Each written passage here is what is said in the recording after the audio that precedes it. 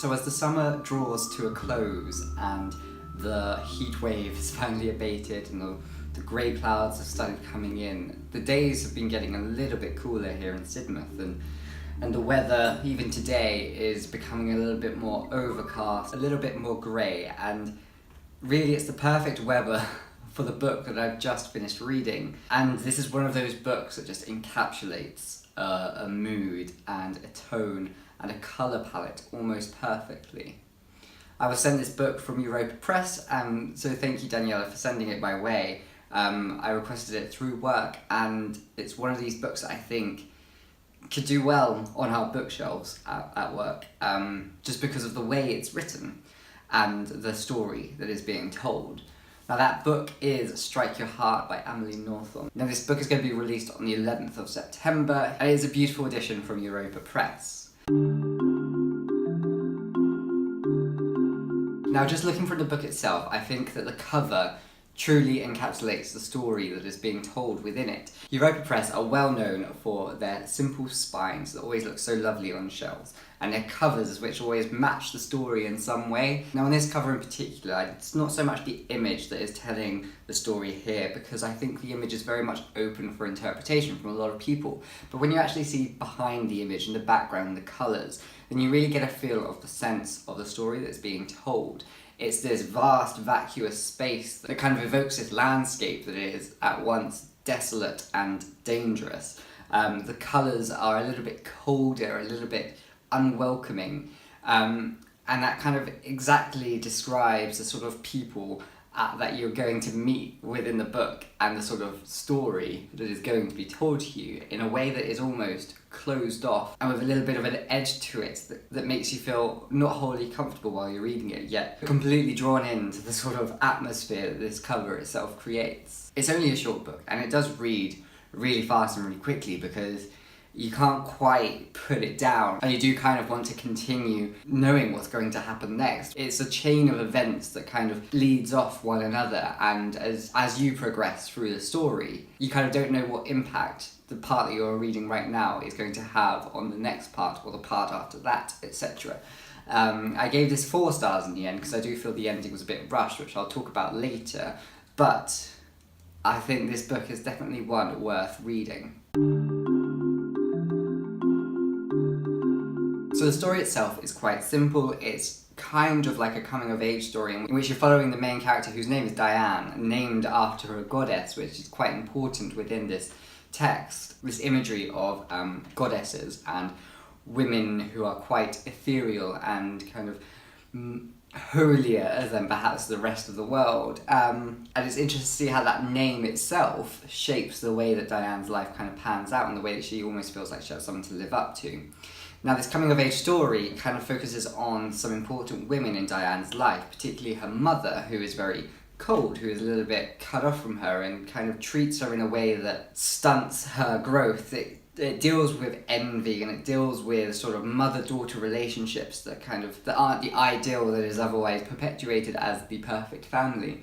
And it kind of explores these relationships even further, and then as we get to see more characters and more women become more involved in Diane's life, we can see how sort of the echoes of past and the echoes of trauma sort of bring Diane back to dealing with her relationships with people in her adult life. And it's so interesting to see how much she is impacted by these sort of events of her childhood, and to see how they have sort of shaped her as a person, her personality, in a way that you might not actually expect it to. And it's really beautiful to see how her actions and the way that she chooses to live, which I think is a very important thing about this book, is the fact that she chooses to live a specific way, has been impacted by her past and is being impacted at all times by the women around her, and yet she still manages to make sort of choices which are at once both highly intelligent and at the same time completely oblivious of the reality that's around her. It was particularly interesting in the first part of the book because Diane was sort of narrating the story even though she was a 2-year-old, and I don't feel like it kind of tells a story as a 2-year-old would tell a story, but the perspective is really unique in that way, and kind of allows us to actually sense a sort of a childhood that is infected by adults and the people who are supposed to give us this like childhood of wonder and happiness. There's a quote here that kind of sums up the sort of mood of this sort of childhood that Diane had, which I think doesn't give anything away, yet still helps to define the tone of the piece. Before, there used to be two high points in Diane's existence, morning and evening. They corresponded to the moments when her father came and took her from her cradle and covered her with kisses, changed her diaper and gave her a bottle, showering her all the while with words of love. The stretch from one shore to the other, over the course of a day or throughout the night, lasted an eternity. During a century of light or darkness, nothing happened. And we just get images like that throughout, which kind of help us to relate Diane and her experience to the changing of sort of the weather, the temperature, the sort of colours around you, and the landscape too, which I find absolutely fascinating. So I think that like some of the biggest themes in this text, and themes that it looks at very interestingly, is this idea of femininity. And throughout the story, we are seeing different forms of femininity within different female characters, and yet how all these sort of forms are at the same time related by an almost communal womanhood experience. And I think this book handles it so well. You know, it deals with healthy relationships. There is a friendship in here that is just really wonderful, despite the fact that it has its difficulties, that life can get in the way. But such are friendships all over the world. And yet at the same time, it also deals with sort of unhealthy relationships, particularly the mother and the daughter. But, you know, it does also highlight the way that the inverse can happen, and that what one might think is a healthy relationship, perhaps with Diane's younger sister, the other might think is a completely different form of unhealthiness within a relationship. So throughout it, even though there's only a small cast of characters, all the women represent a different facet of femininity, and it's really sort of are so well crafted to explore this idea even further, that kind of helps to really instill what the author is trying to say. You know, I think as a culture we are beginning to get sort of fed up of how women are just assumed to be catty against other women, and how you know, women do not support other women and stuff. And in this book we can see sort of different forms of that. We can actually, the women aren't just catty for no reason. There is like a truly deep ingrained sort of logic behind the way that the women might treat each other, either badly or in good ways. There is a really deep ingrained sort of feeling that actually powers these women on to do these actions and to make these actions. And as you start to think about it, it all becomes these sort of pressures of a sort of patriarchal society in which women have to be a certain way. And it explores that in a way that is actually really complex, yet told so simply. The language that is being used to tell the story is simple, it's blunt, it's to the point. The sentences are not drawn out to describe every single thing around you. It is pulling you through a story in a way that has a message that it wants to share, and it doesn't want you to not notice that message. And I think that, you know, is obviously a sign of Nothomb's sort of talent as a writer. This isn't her first book by any means. She's been producing a book once a year, I think, ever since she started writing, which was I think in the late 90s or something. So you can, without a doubt, enjoy this book and understand the book for what it is, and actually explore the complexity of female identities and the role that femininity plays and impacts the role of these sort of women's choices and lives, which I found to be really interesting, and I think isn't explored in as much depth, particularly from male writers, of course, but even some female writers might not go to the extent that it has gone in this book. And I really, really enjoyed that, and I thought that kind of is a very worthy thing to be writing about and exploring.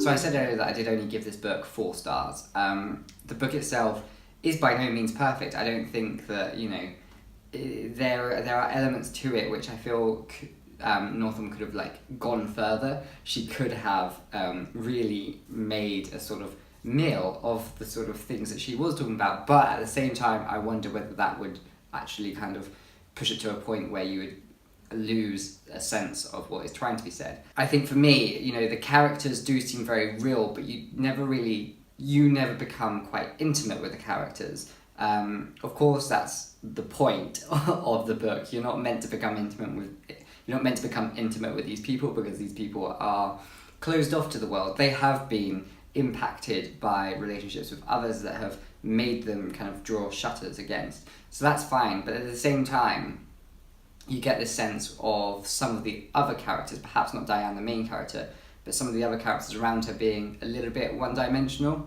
because they are just simply there to come into the story and do their thing and leave, perhaps.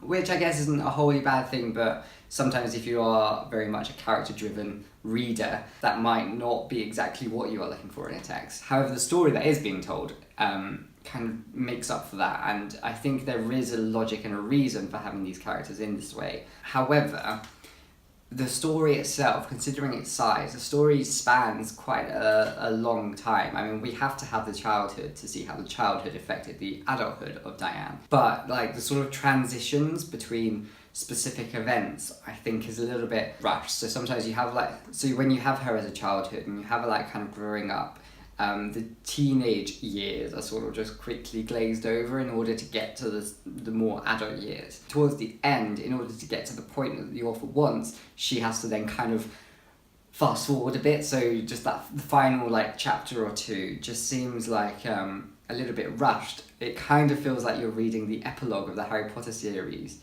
after only reading the first Harry Potter book, if that kind of makes sense. It ended and I was like, oh, okay. For me, it just kind of ended without my feeling that I had completely got to the end point yet, and I kind of feel like I missed out on something there that the author could have perhaps put in just to make it a little bit more smoother and just to allow that transition to actually feel a lot more organic. But the sort of ending image and the ending sort of concept that is kind of said does make you think and does make you wonder, and I think it does instill the point of the story a lot more. So whilst the sort of parts themselves are powerful, it's just it is just those moments between parts that kind of make you feel have been skipped over in order to get to the point.